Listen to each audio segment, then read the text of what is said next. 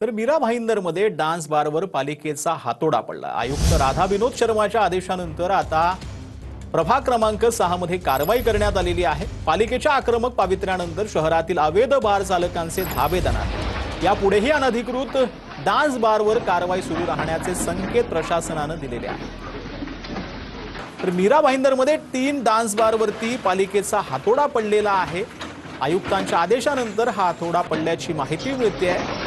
अनधिकृत पद्धतीने जे काही बारचं बांधकाम तिथं झालेलं होतं त्या डान्स बारवरती पालिकेनं आज अखेर हातोडा चालवल्याचं पाहायला मिळालं।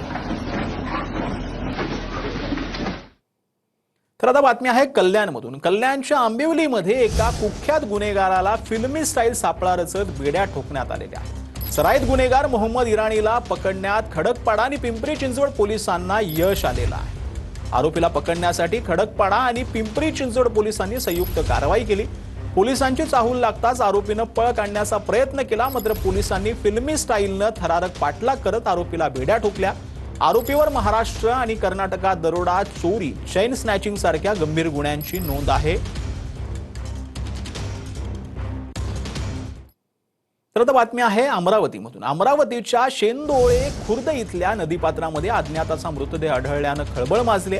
सूर्यगंगा नदीमध्ये इसमाचा मृतदेह शेतकऱ्यांना वाहताना दिसला।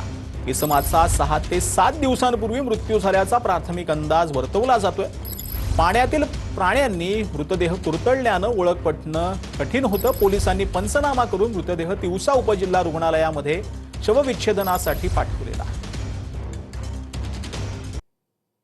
तर नागपूरच्या धंतोलीमध्ये व्हॅलेंटाईन डेच्या आधी बजरंग दलाकडून निषेध रॅली काढण्यात आलेली आहे। व्हॅलेंटाईन डेच्या नावाखाली समाजात अश्लीलता आणि नशा पसरवली जात असल्याचं बजरंग दलाचा आरोप करण्यात येतोय। या विरोधामध्ये बजरंग दलाकडून इशारा रॅली काढण्यात आलेली आहे।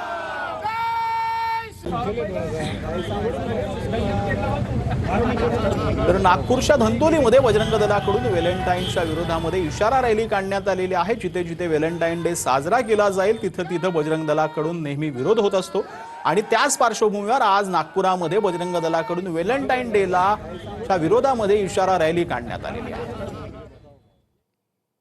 तर पुरंदरमध्ये वीर यात्रेचा मोठ्या उत्साहामध्ये समारोप झालाय। हजारो भाविकांच्या उपस्थितीमध्ये पारंपरिक ढोल ताशांच्या गजरामध्ये संपूर्ण परिसर दुमदुमून गेला होता।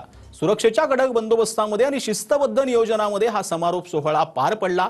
वीर यात्रेनं पुन्हा एकदा परंपरा, एकता आणि सांस्कृतिक वारसा जपल्याचा संदेश दिलेला आहे। तर पुरंदरमध्ये वीर यात्रेचा मोठ्या उत्साहामध्ये समारोप झालेला आहे। सुरक्षेच्या कडक बंदोबस्तात देखील शिस्तबद्ध नियोजन जे आहे त्या यात्रेवेळेला पाहायला मिळालेलं आहे। वीर यात्रेनं पुन्हा एकदा परंपरा, एकता आणि सांस्कृतिक वारसा जपल्याचा संदेश जो आहे तो यात्रेतनं देण्यात आलेला आहे। ड्रोनच्या माध्यमातून विहंगम अशी दृश्य या यात्रेची टिपण्यात आली। वीर यात्रा पुरंदरमधली ही पुण्याच्या आसपासच्या भागातून इथे भक्त येत असतात, तेच महाराष्ट्रातनं देखील भक्त येत असल्याची माहिती आहे।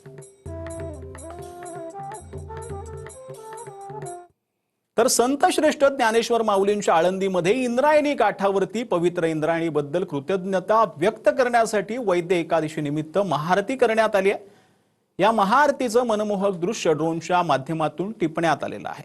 इंद्रायणीमध्ये आज जे आहे ते आरती करण्यात आलेली होती आणि वैद्य एकादशी निमित्त महाआरती करण्यात आली। या महाआरतीचं मनमोहक दृश्य ड्रोनच्या माध्यमातून टिपण्यात आलंय।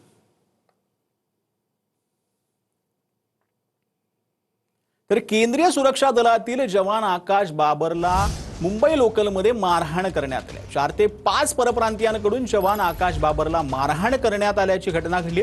विक्रोळी स्थानकादरम्यान लोकलमध्ये मारहाण झाल्याची माहिती आहे। आकाश बाबर सोबत बाचाबाची झाल्यानंतर परप्रांतीयांनी विक्रोळी स्थानकात 4 ते 5 जणांना जमाव बोलावून बेदम मारहाण केल्याची माहिती आता समोर येते आहे।